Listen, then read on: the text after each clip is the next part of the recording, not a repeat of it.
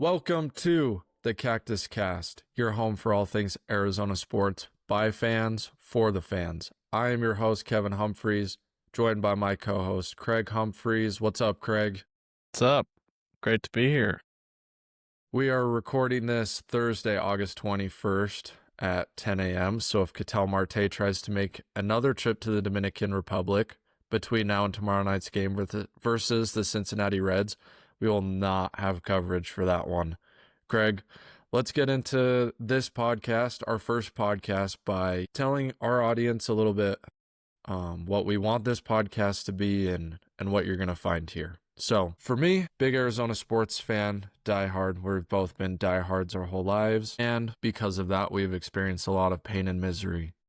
We've experienced some high highs. We've experienced some low lows. We've experienced a lot of heartbreak. Our last championship came in 2001. We've come close a few times in the last few years to securing another championship, but we haven't been able to do it. So this podcast is where you can come and commiserate with fellow Arizona sports fans about how hard it is to be an Arizona sports fan, honestly. What are the Suns going to do the next few years in Devin Booker's prime? Are the Diamondbacks, is their championship window closed? Are the Cardinals ever going to get out of Kyler Murray mediocrity? So that's what you can expect to find here. We're not going to be breaking a ton of news. We're going to be breaking down games. We're going to be hypothesizing trades. We're going to be doing all of that. But if you're looking for reporting and insider access, go to Arizona Sports or PHNX, or there's a lot of good Arizona sports coverage out there in the Valley. So check all of those guys out. That's where we're our information from. So yeah, that's what we're here for. Craig, anything you'd like to add? Yeah, well, I will say that hopefully we're some kind of good juju because we've never done this before and for Arizona sports. And so maybe now things will change. MLB realignment, we get out of the Dodgers. Yeah, absolutely. I don't know who it'd be, but it's going to start now. Hey, Cardinals season is starting in a couple weeks, so we can always hope it start with an immediate success. Undefeated now. Craig, yeah, that's true. Haven't lost a game yet. So let's start with the Arizona Diamondbacks, Craig. Diamondbacks just finished perhaps the most interesting series of the season because, yes, the on-the-field play was exciting, but what might be even more interesting is the off-the-field drama that's been circling the clubhouse over the past week. But let's stay with the on-the-field stuff first, Craig. Let's start with Game 1. Diamondbacks lost a kind of slow. It didn't really feel like there was a ton happening. It was more one of those more boring baseball games where, a couple Gallon home runs were the difference in this one. What were your thoughts on Game 1? Just really a sluggish start, and it continued through the whole game. I did like Gallon. He did enough to have a quality start. He was only, I guess Fott did, but having Gallon throw a quality start is something that we haven't been able to say a lot this year, so that was good. But it did feel very sluggish. The game seemed to go by super fast just because nothing was really happening. I think we had one hit in the first 3 innings or so, and so really it kind of felt in a way that off the field stuff might have been more in front of their minds than the actual game, and one of the games of 162, which I understand can be hard, but definitely felt like there might have been some distraction. This has been that kind of season where the Diamondbacks have, they had lost two out of 3 to the Rockies. They're on a 2-game losing streak coming in Game 1.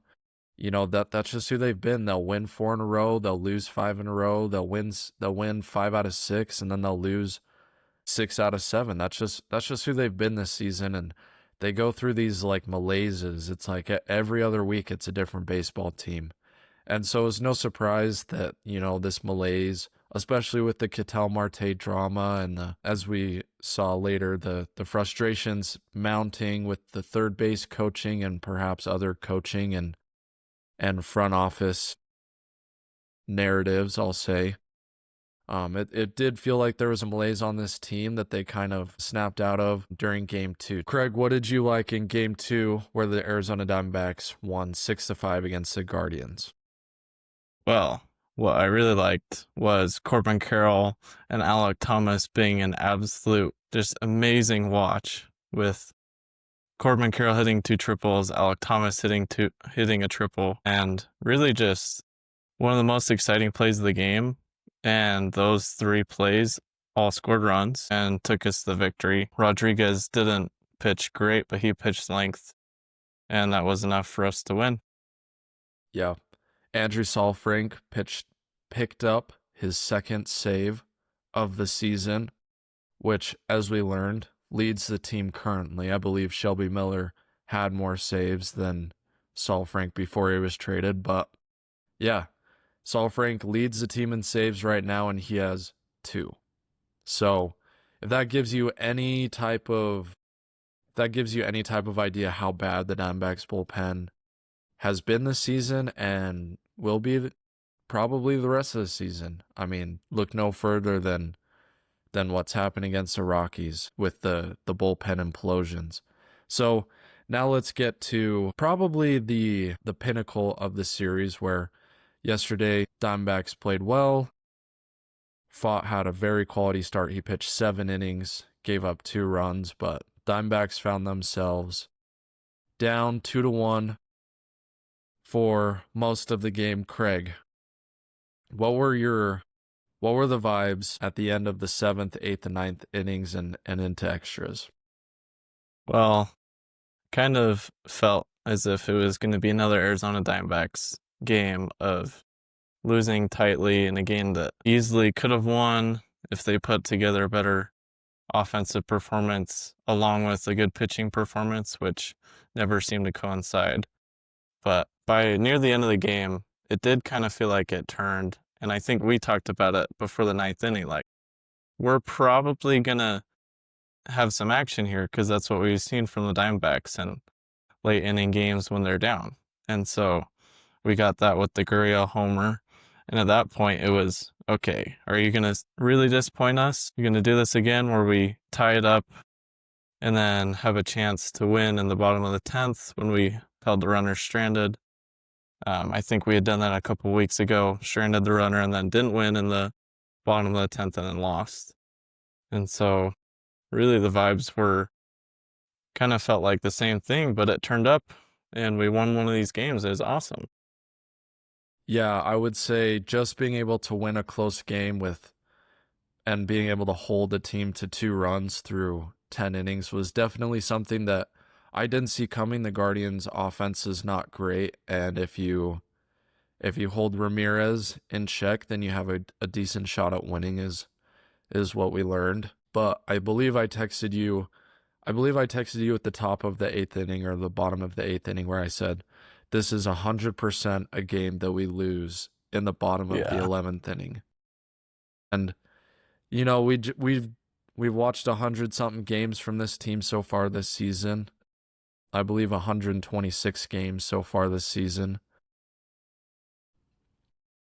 We've seen this story before where the Diamondbacks, they come back, they push it to extras, but the rally falls short. They don't answer all the way back, peep the shirt, the answer backs. They've been answering back somewhat this season, but they've also been letting teams answer back against them. And so for Saalfrank to come in and get the win and get the save yesterday, I thought that was really impressive. Gurriel's been on a tear recently. Yeah. And obviously his home run against Mizorowski was maybe one of the top 5 hits in baseball this year. I mean, he's been on an absolute heater. Definitely been holding it down with the lack of Eugenio Suarez and Josh Naylor leaving and Randall Grichuk. Like, he's really stepped up for the Diamondbacks when they've needed to, so that their offense hasn't completely dropped off the map. Obviously, our top 3 with Marte, Perdomo, and Carroll. Those guys, they're gonna get hits and score runs every single game, but it's when those guys are on base, you need someone to be up behind them that can knock them in. And Gurriel did that in game 2, right? He had the single in the 7th inning that scored 2 runs to make it 6-4, and then the bullpen was able to hold on. So I would say the MVP of the series this has been Gurriel, followed closely by Saul Frank. I think he's bounced back great after helping the Diamondbacks implode against the Rockies over the weekend. So, but enough on the field baseball talk. What you really want to hear is the clubhouse drama. So, Craig, let's start with Ketel Marte. Take me through kind of your feelings throughout this entire reporting versus team versus player. It kind of seems like there's Marte's camp, there's Diamondbacks camp, and then there's what the media is reporting on. So take me through your thoughts on Marte, what the Diamondbacks should do, and what this says about the Diamondbacks and Marte. So, just if anybody missed it, go check out the articles recently about Ketel Marte taking time off. That's, if you don't know, that's what we're talking about.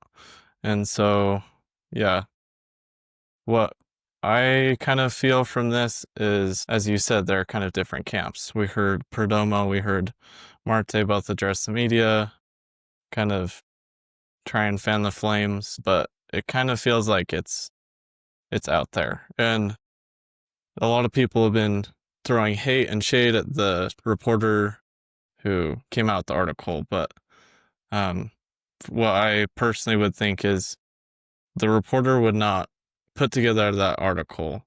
He would not put out the negative press unless there was valid feeling and reasoning from the players. Like he has no article if players don't go on the record and talk badly about Ketel Marte. And as a media member, most of these guys know a whole lot more than what they're actually allowed to say, but getting someone to go on the record so that they can actually report it is where I think this thing got to a head where some players were so fed up. Maybe it was because they were losing, maybe because, some of their friends got traded away and they were upset with Marte missing the first few games after the All-Star break when they were, they weren't in playoff contention, but they were in contention to get back in contention. And as we've seen, a lot of teams have fallen off after the All-Star break. And so if the Diamondbacks had actually been able to put together, 8 out of 10, winning 7 to 8 games out of 10 coming out of the All-Star break, they would be right there.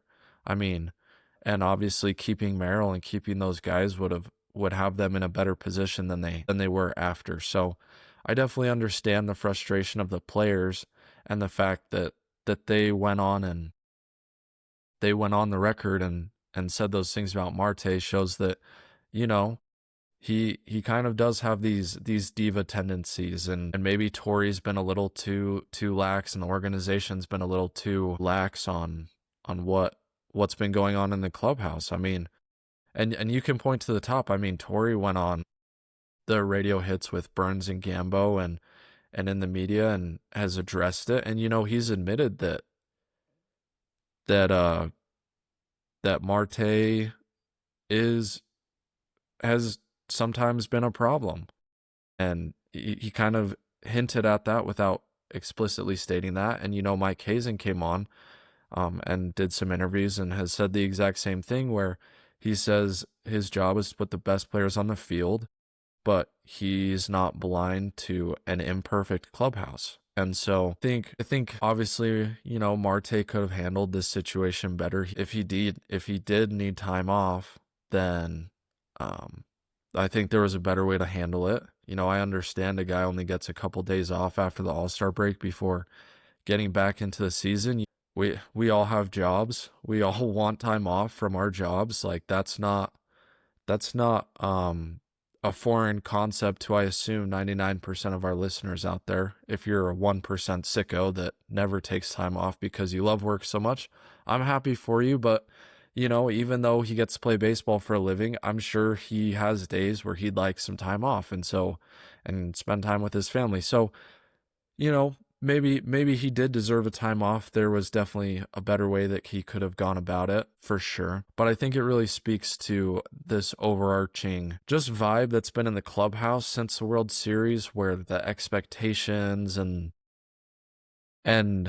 it feels like there's expectations, but there's no accountability.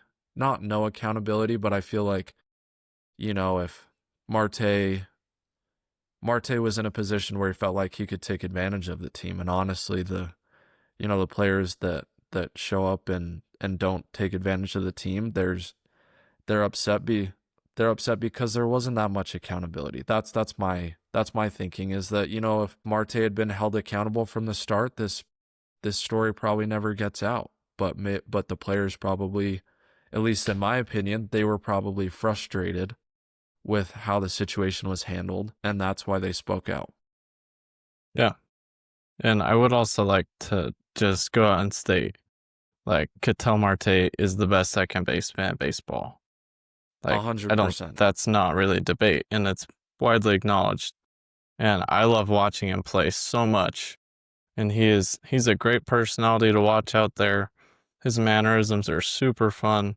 He does some shimmies and stuff out there at second base. It's really a joy. And part of it also, the regular days off, like taking a game off, like Sunday off from a series, I've understood some because he has had problems with hamstring injuries and things that I think have been attributed in some ways to the amount of stress that's been on him. And honestly, I think going more towards him as a DH might help.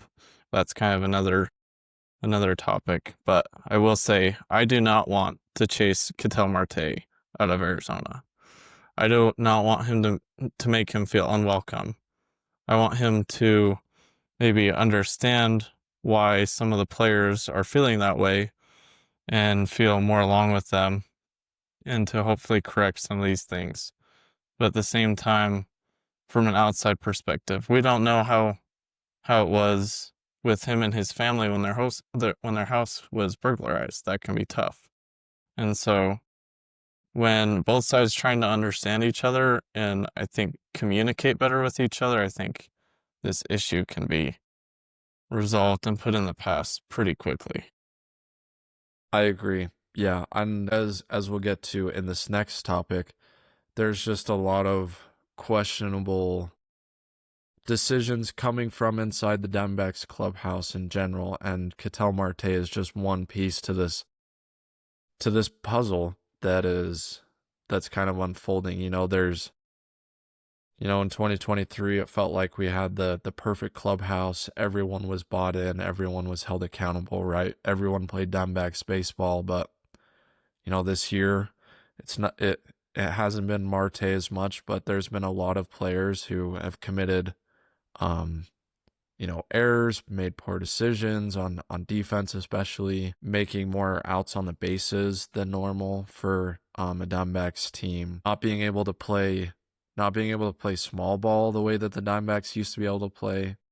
The Diamondbacks might not have been as explosive as an offense, but if you had a guy on second base with one out, you had a good feeling that the Diamondbacks could execute the game plan to at least get that guy home.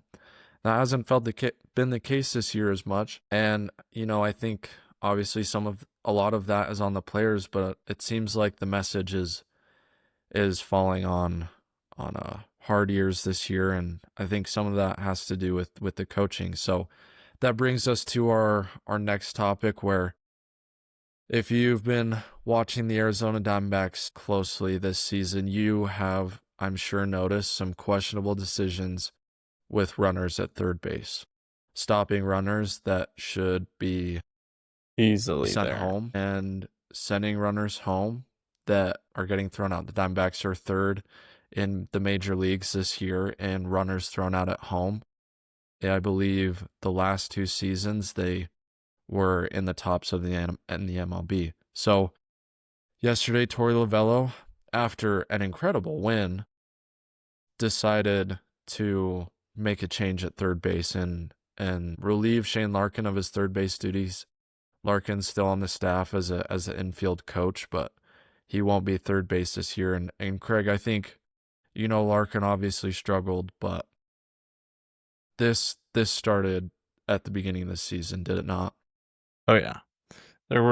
It's been a constant throughout the season of, it feels like at times that no matter what, we're stopping the guy at third base, no matter where the ball is.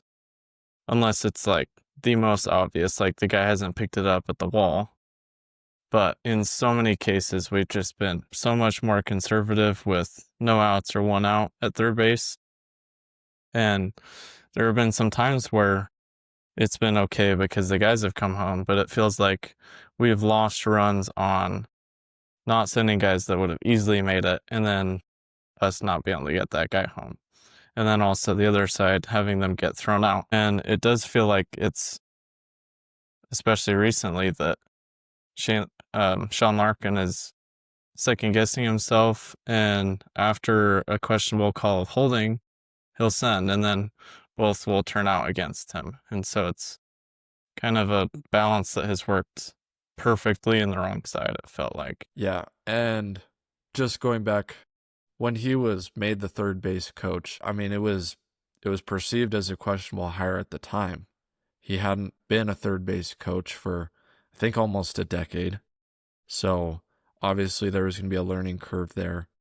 But the Diamondbacks, and as we'll talk about over the course of the future podcasts, is they make these decisions where they bring Sean Larkin in to be the third base coach. He had never had any experience. He probably wasn't qualified to be a major league third base coach. And so it's one of those moves made by Torey Lovello and Mike Hazen in the front office in general that, it's a little head scratching. Like, why, like the margins in baseball are so small that you need to have a guy on third base. I mean, first base is definitely important, but third base is probably the most important decisions in baseball, is whether to hold guys or whether to send guys. That's the difference between, the Diamondbacks should have had a lead for most of the game after the fifth inning because Thomas should have scored, and they could have gotten two guys home because Marte singled the next at bat. So Diamondbacks should have been in a completely different position. They almost lost it, but were able to make up for it because they do have still a lot of talent on this roster.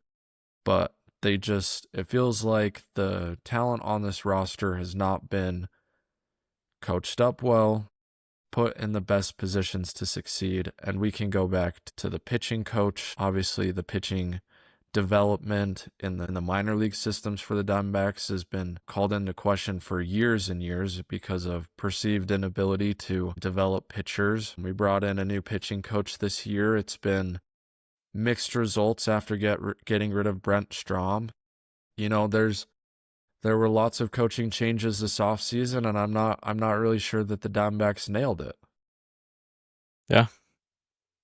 Even going back to Brent Strom, it felt like we did put some blame on him last year, but at this point, it's almost a question of whether it's the pitching coach, the development, really the talent has been in question too, but it's hard to pinpoint, but there has been something that has happened that has prevented us from reaching that level that we hit in that run in 2023. Yeah, and to go along with that, we've seen the impact of a guy like James McCann behind the plate and how he's been helping pitchers. And, it's a little things like that where, we've been playing Jose Herrera for a lot the past two seasons, and it seems like his offense is certainly a negative, and I'm just not sure how positive his defense has been. He doesn't throw runners out at a consistent clip. It doesn't seem like he's controlling the game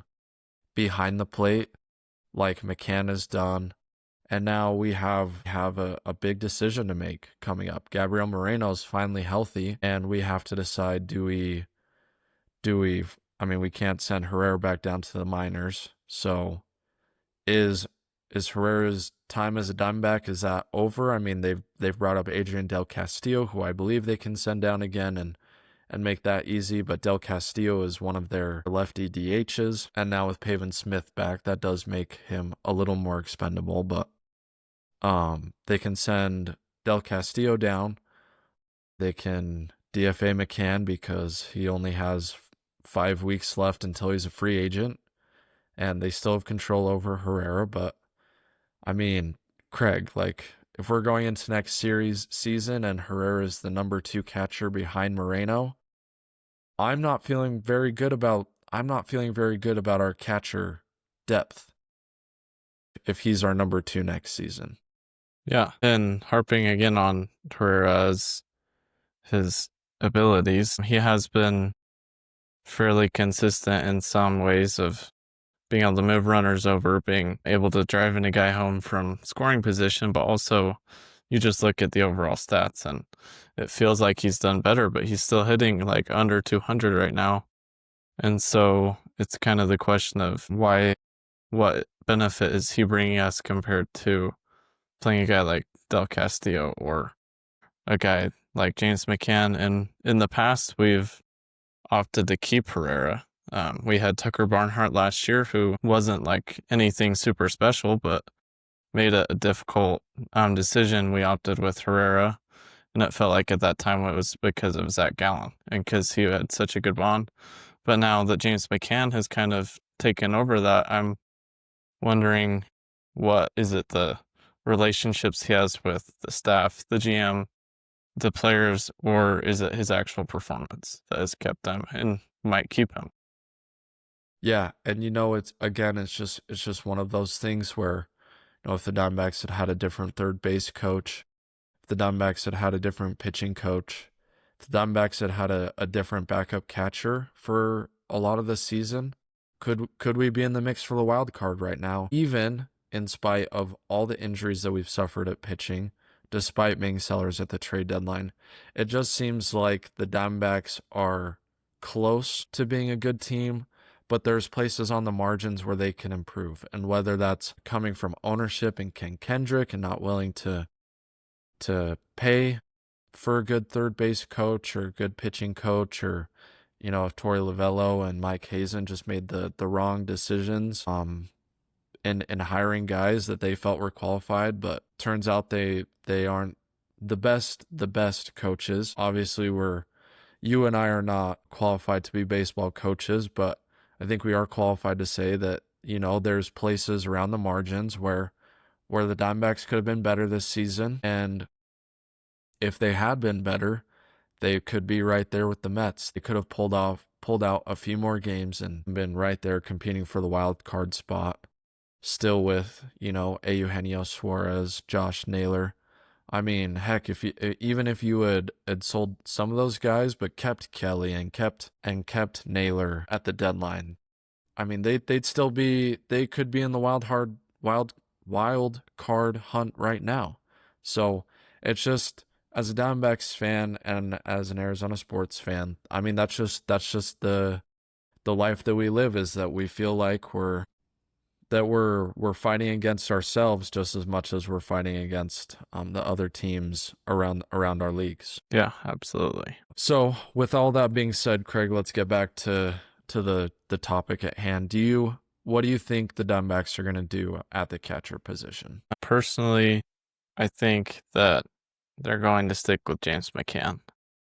I think that his impact and also the impression that he's made with the players has been enough and with a in-season pickup, I think the Diamondbacks hopefully begin to realize that they don't have to stick with the same guy, that they can find someone in the market if we aren't able to re-sign McCann that brings at least a trait that Herrera can't, whether it's his hitting or it's his throwing out runners or it's his game calling. Yeah, absolutely. I agree with you. I think Herrera probably has played his last game in an Arizona Diamondback uniform, but I can see I mean, they've stuck with Herrera this long. I don't know why they would continue to think that there's more there. But Mike Hazen and Torey Lavello might really believe in Herrera, and if that's the case, then I think McCann's probably gone, unfortunately. And as we look ahead to the upcoming schedule for the Diamondbacks, they have the Reds this series, Friday, Saturday, Sunday. And then after that, they have the Brewers and a series against the Dodgers. So if they want any chance of winning these games, I think McCann's going to be back there calling games along with Moreno. And I think, as far as winning in the next week, having McCann back there as opposed to Herrera is going to be really big because Gabriel Moreno is going to be back, but I doubt he catches more than 50% of the games because he's still coming back from injuries. With that being said, Craig, what's your outlook for this Red series coming up this weekend and beyond that? So just going over it and looking at solely the starting pitching, which is probably the most important aspect of winning games. And luckily, the Diamondbacks avoid facing Hunter Green, who is absolutely amazing to watch. I think he pitched on Tuesday, so he will pitch games on Tuesday and then the day after they play us, which is great because I think he had 12 or 13 strikeouts on Tuesday and dominated, but it's kind of a two-headed horse with the Reds, and they have Andrew Abbott, who is perhaps the most underrated player in baseball. You never hear anybody talk about him, and he has an ERA of almost 2. If it weren't for Paul Skeens, he honestly would probably be the front runner in the National League because he is just such a difficult lefty that goes deep, which has kind of felt like the kryptonite for the Diamondbacks. So that game, Yeah. I honestly feel like is already decided as long as something crazy doesn't happen or their bullpen falls apart. But I feel like we definitely have to win the other 2 games. Okay. And then going forward as well, what do the Diamondbacks have any chance at all to even stay above water against the Brewers and Dodgers next week? I would say that they do. Obviously, the Brewers are top of the league right now. They have the best record, but they've struggled in recent days against the Cubs. And Freddie Peralta, he's actually probably ahead of Abbott he would be the next guy behind Skeens, but he is also incredible. But if you avoid him, Mizraowski is awesome, but he's struggled a lot recently, including last night. And the Brewers play a very clean, small ball game, but that is a very beatable team, and they're coming off a huge winning streak. So it feels like they're bound to kind of come down. So I think, depending on matchups, that's a winnable series for the Diamondbacks. And then the Dodgers, we all know about the Dodgers, Mookie Betts, Freddie Freeman, all that. But honestly, I would hope that we win 3, maybe 2 games out of 6 games in those series. Right. Let's move on to the Arizona Cardinals.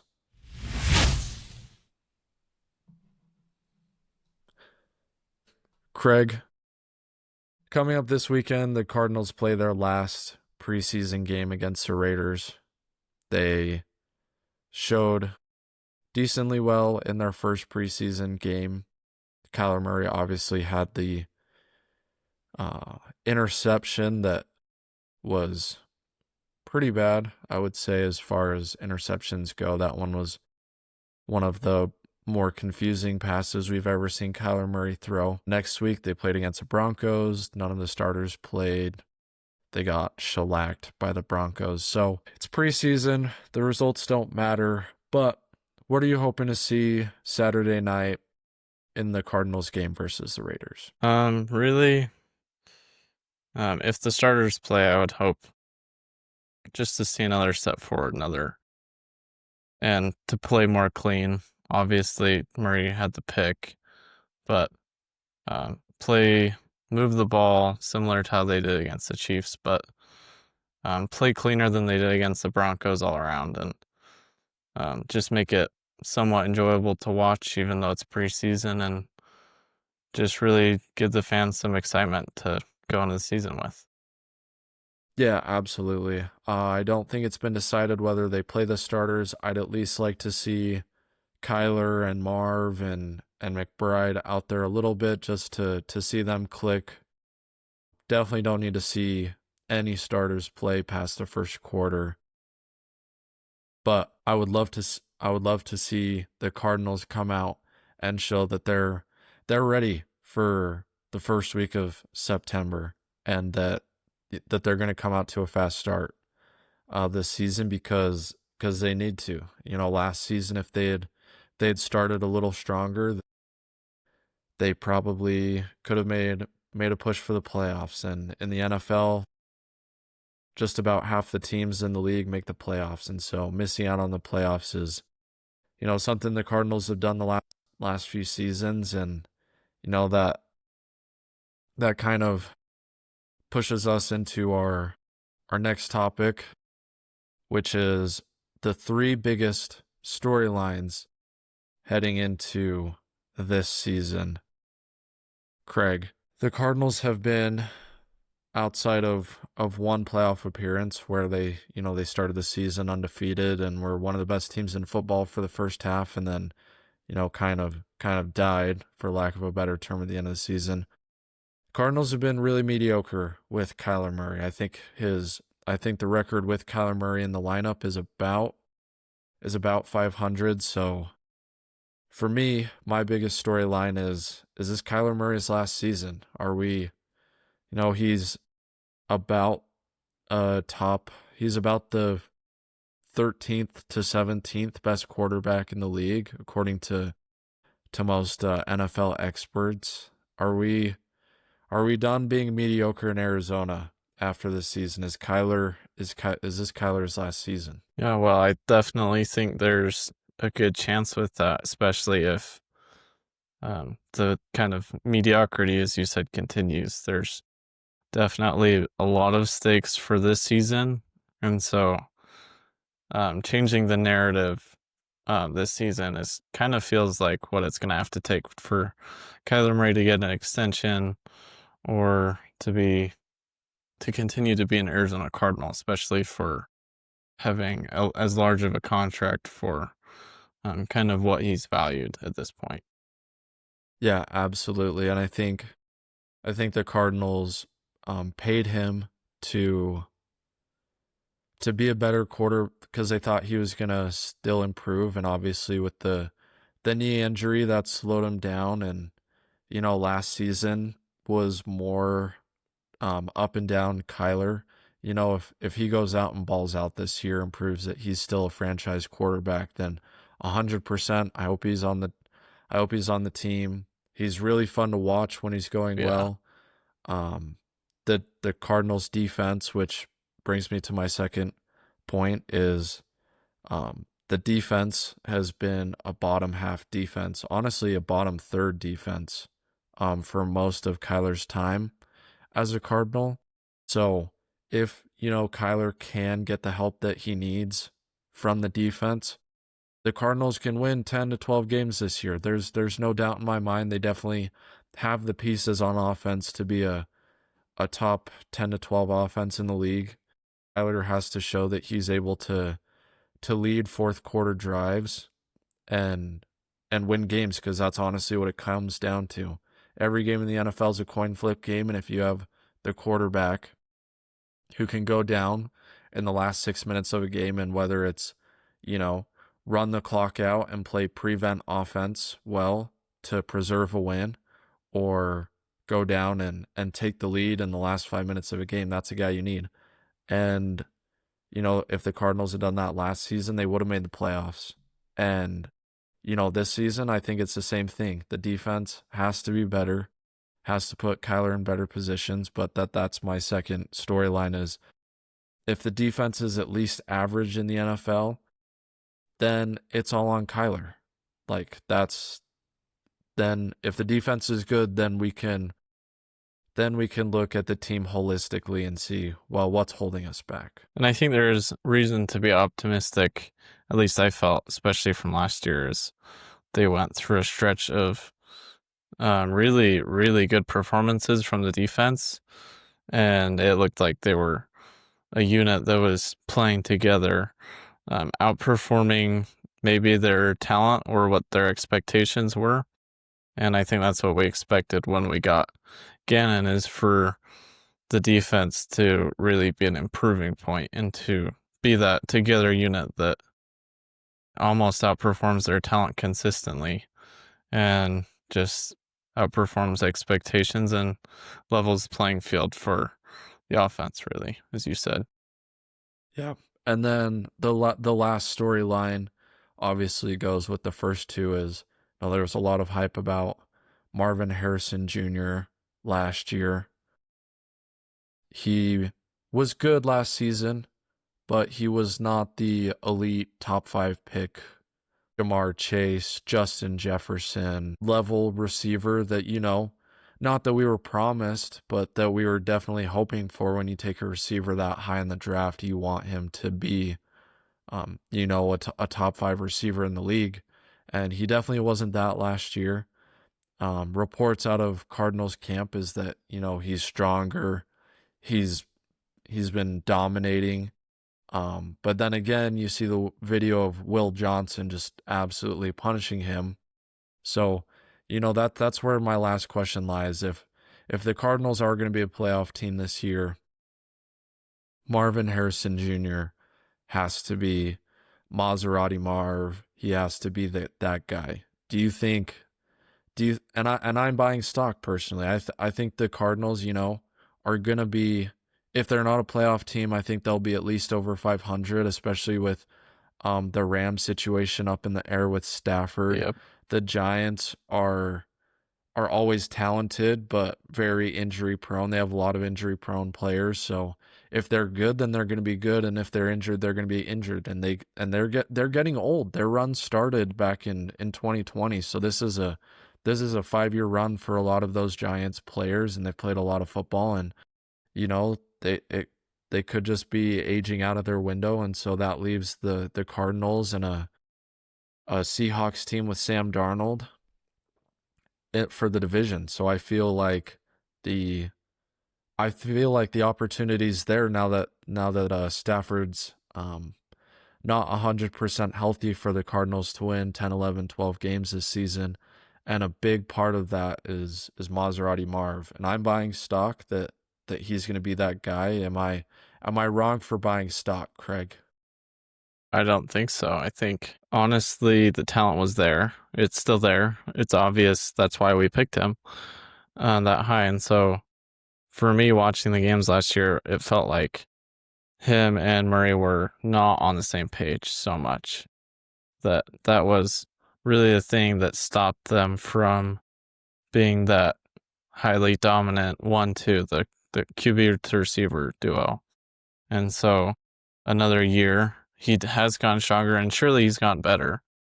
But I think the biggest thing is that he has the skills and talent, and that another year with Kyler Murray and in the system, that there's only room up. It doesn't really feel like he's going to go down at all. I would be very shocked if he didn't improve, period, let alone stay at the same level. Yeah, I 100% agree. And we'll get to not a storyline, but one interesting nugget that's come out of the Cardinals recently is Paris Johnson and his relationship with ChatGPT. Craig, can you tell me more about that? Yeah, so there was an article that came out that when Paris Johnson was talking to the media, he talked about that after a couple of practices, some things that he loves. I think he said me and ChatGPT, saying it almost like they have a relationship, like just friends or something. And he talked about diving into just some deep conspiracies and going back and forth. And it really intrigued me. So I did a little bit of ChatGPT conspiracy research myself, and I will say it is. Yeah, me and Chat. Yeah, unfortunately, ChatGPT was not able to tell me what it talked about with Paris Johnson, because it's, not supposed to do that, but I tried anyways. But yeah, it's pretty intriguing, and if you ever just bored one day, it's kind of fun. I can see why he did it. All right, what's one conspiracy that you read about that will shock me? Well, so I asked it for one of the deepest, and so it took a minute and a half responding, which I'd never done, so it was intriguing.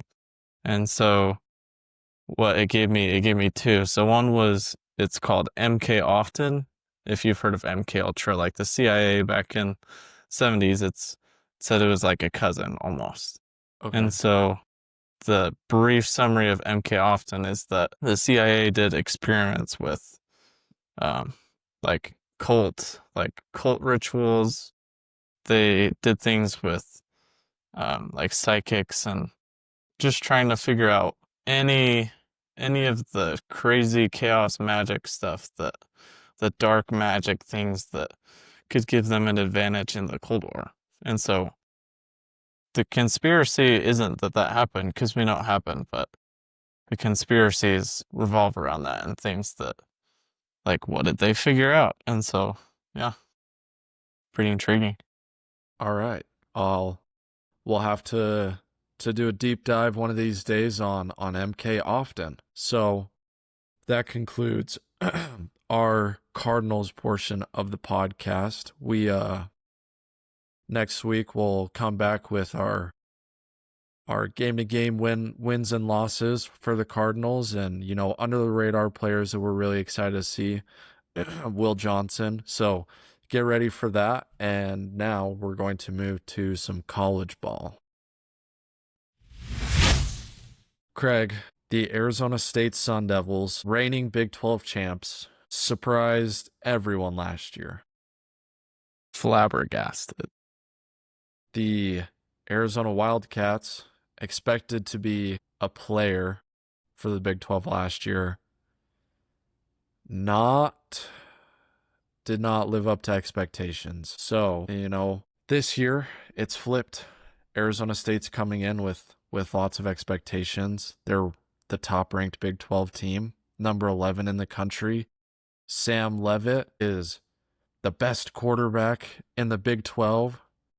And, last year, Noah Fafita last year was, poised to be, the top Big 12 quarterback. So, it's interesting how much can change in a year, right? The momentum last year, both programs, ASU was definitely on the way up with Dillingham, but after only winning a few games the year before, people thought that it might take a little longer than it did, quite honestly. I always circled this year as the year that ASU was going to win a championship with Dillingham. I thought he was that good of a coach, and everyone I talked to, I said, I don't know about ASU. I don't know about ASU this season, this 2024 football season, but dang, that 2025 football season, I think Dillingham's going to cook up something special, and ASU's going to go for a title in 2025. So, unfortunately, I was a year off in terms of them winning the title, but I still believe in this ASU team.